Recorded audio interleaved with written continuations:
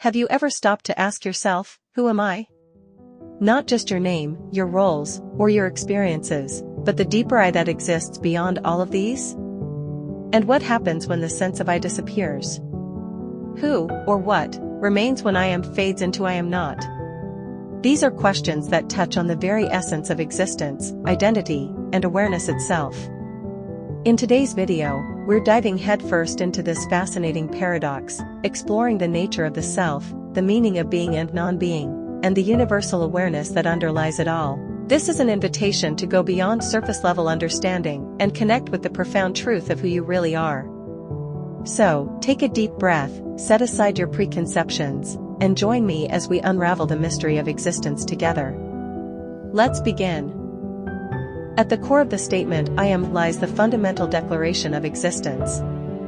It is the assertion of beingness, the simplest acknowledgement of oneself as a conscious entity. The phrase transcends specifics, there is no qualifier, no role, no identity attached to it. It simply affirms that there is an awareness present that can claim existence. When one says, I am, they are not identifying as anything in particular. They are merely stating their presence, their participation in the field of existence. This is the essence of self-awareness, the recognition that one is a conscious observer, experiencing reality. Yet, the paradox arises when we consider the possibility of not being. What does it mean for the I to step out of the position of I am while still existing? Can there be a form of presence without self-identification? To address this, we must delve into the layers of consciousness and how they relate to our sense of self. The sense of self is not a fixed entity. It is fluid, shifting, and multifaceted. At times, we operate from a deeply personal perspective, defining ourselves by our roles, memories, and desires.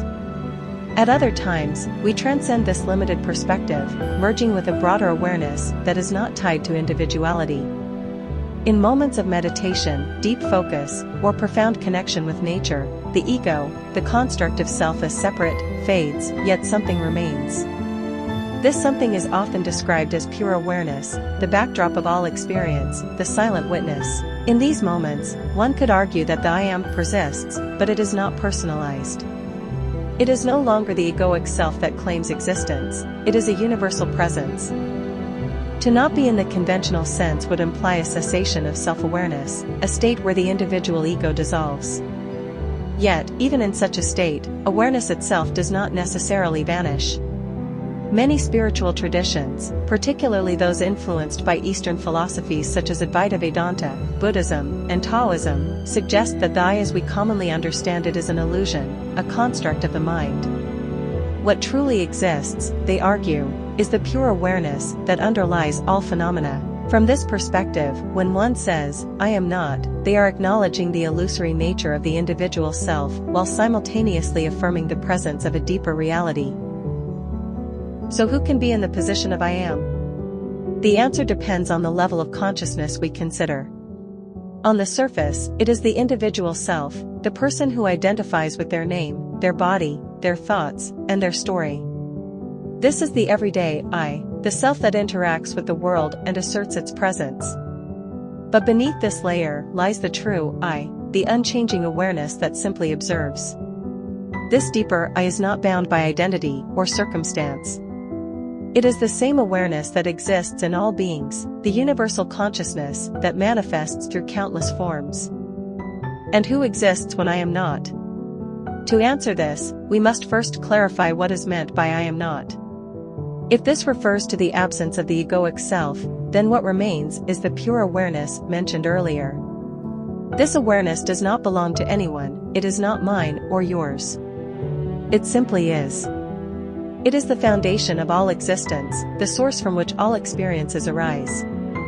Even when the egoic self is not present, during deep sleep, unconsciousness, or states of transcendence, this awareness persists, though it may not be actively perceiving. If I am not is taken to mean the total cessation of existence, then we enter the realm of mystery. What does it mean to truly not exist? Can such a state even be conceived? Our minds, conditioned by the experience of being, struggle to imagine non-being. Yet, certain philosophical and spiritual traditions suggest that non-being is not the opposite of being, but its complement.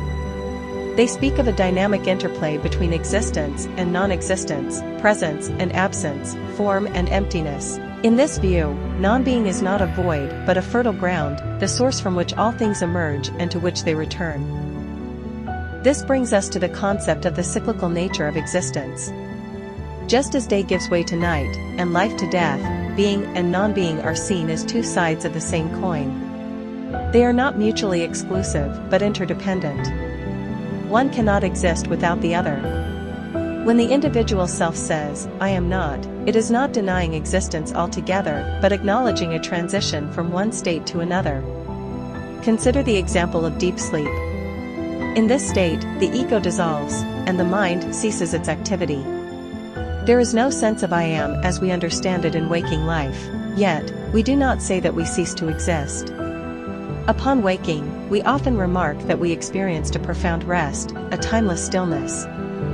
This suggests that some aspect of us, the deeper awareness, was present even in the absence of the egoic self. Similarly, in meditation or moments of profound stillness, the egoic self may fade, but what remains is a sense of pure being. This state is often described as one of unity, where the boundaries between self and other dissolve. In such moments, the question of who exists when I am not becomes irrelevant because the distinction between and not no longer holds. There is only existence itself, undivided and infinite. Ultimately, the exploration of these questions leads us to a deeper understanding of our true nature. The I that claims to exist is not the entirety of who we are. It is a temporary expression, a role played by the universal consciousness in the theater of life. When we identify too closely with this role, we become trapped in the illusion of separateness. But when we step back and recognize the underlying awareness that animates all things, we realize that we are not merely the I that says, "I am," but also the vastness in which both being and non-being arise. In this sense, the question "who exists when I am not" points us toward a profound truth, that our existence is not confined to the limited self. We are the awareness that observes the self, the space in which it appears and disappears. We are not merely participants in existence, we are existence itself. This realization dissolves the boundaries between self and other, between being and non-being, revealing the unity that underlies all.